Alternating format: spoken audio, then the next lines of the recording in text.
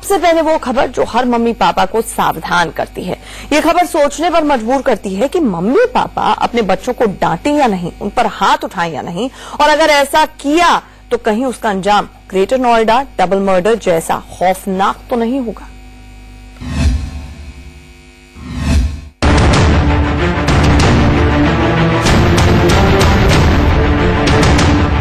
Lift की CCTV footage सोमवार रात के करीब 8:15 बजे की है, जब मां, बेटी और बेटा बाहर से खाना लेकर आ रहे थे। बेटे ने पॉलिथीन में झांक कर देखा, खाने का स्वाद भी लिया। इस बीच बहन ने किसी बात पर उसे छेड़ा और मां को देखकर हंसने लगी। कुछ ही देर में 4वीं मंजिल आ गई और सब बाहर निकल गए। बेटे ने लिफ्ट से निकलते समय ग्राउंड फ्लोर का बटन दबा दिया ताकि लिफ्ट नीचे चली जाए और जिसे जरूरत हो वो उसका इस्तेमाल कर ले। अगली सीसीटीवी फुटेज रात 11:16 की है, जब वो लिफ्ट से बेसमेंट में उतरता है और बाहर की तरफ जा रहा होता है। उसकी पीठ पर एक बैग भी है। अगली सीसीटीवी फुटेज में वो गेट से बाहर की तरफ जाता दिखता है। बाहर जाने से पहले वो गेट पर खड़े गार्ड से हाथ भी मिलाता है। यहाँ से वो टैक्सी लेकर नई दिल्ली रेलवे स्टेशन के लिए निकल जाता है। आगे क्या हुआ आपको बताएंगे, लेकिन ग्रेटर नोएडा के एसएसपी से सुनिए पहले उसने अपनी माँ और बहन का कत्ल कितनी बेरहमी से किया। खाना खाकर तीनों लोग सो गए। उसका कहना है कि लगभग 9:30-10 बजे के आसपास किसी समय वो उठा और फिर उसके मन में जो विचार थे, और उसके बाद उसने पहले बैग से, फिर पहले उसने, उसका कहना है कि पहले मदर को मारा, फिर लगा कि सिस्टर उठ गई है या उठ जाएगी, तो फिर उसने सिस्टर को भी मारा। यही नहीं, पुलिस के मुताबिक उसने कैंची से और फिर पिज्जा कटर से अपनी मां पर हमले किए ताकि उसके बचने की कोई गुंजाइश न रह जाए। पुलिस के मुताबिक इसके बाद वो नई दिल्ली रेलवे स्टेशन पहुंचा, वहां से ट्रेन पकड़ी और लुधियाना पहुंचा, फिर वहां से चंडीगढ़ चला गया। चंडीगढ़ में कुछ नहीं समझ आया तो बस से शिमला पहुंच गया। शिमला से वो फिर से चंडीगढ़ लौटा और चंडीगढ़ से ट्रेन के जरिए रांची पहुंच गया।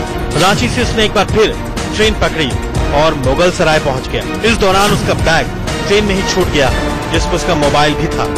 उसे अब अपने किए पर पछतावा हो रहा था। उसे अपने घर की याद आई तो मुगल सराय में किसी राह चलते आदमी से फोन मांगकर अपने पापा को फोन मिलाया, लेकिन रोने के सिवाय कुछ कह नहीं सका और फोन काट दिया। जब तक उसके पापा ने कॉल बैक किया तब तक वो जा चुका था, लेकिन जिसका फोन था उसने बताया कि वो मुगल सराय से बोल रहा है। इस जानकारी पर ग्रेटर नोएडा पुलिस ने फौरन अपनी टीम भेजी और 8 दिसंबर की शाम उसे बनारस के घाट से बरामद किया गया। अब सवाल ये कि एक नाबालिग ने इतना जघन्य अपराध किया क्यों, और वो भी जन्म देने वाली अपनी माँ और अपनी छोटी बहन के खिलाफ। पुलिस के मुताबिक उस दिन में माँ ने सोफे पर बैठकर पढ़ने के लिए डांटा था और बहस करने पर पिटाई की। तो उसका कहना है कि वो सोफे पे बैठ के पढ़ रहा था और उसकी मदर ने उसको टोका, कहा कि भाई सोफे पे नहीं डाइनिंग टेबल पे बैठ के पढ़ो, जो कि एक नॉर्मल रूटीन में हम लोगों के घर में भी होता है। तो उस बात पे नोकझोंक हुई और ये अपनी जिद पे अड़ गया कि मैं सोफे पे ही बैठ के पढ़ूंगा। मदर ने कहा कि नहीं, डाइनिंग टेबल पे बैठ के पढ़ो, और उस बात को लेके इसकी पिटाई कर दी। पुलिस के मुताबिक मां ने उठक बैठक करने को भी कहा और जब उसने ऐसा नहीं किया तो दोबारा पिटाई हुई। लेकिन एसएसपी लव कुमार के मुताबिक ये सिर्फ एक दिन की पिटाई का गुस्सा नहीं था। असल में उसके मन में कुंठा थी कि छोटी बहन के मुकाबले उसके साथ टोका टाकी और डांट फटकार ज्यादा होती है।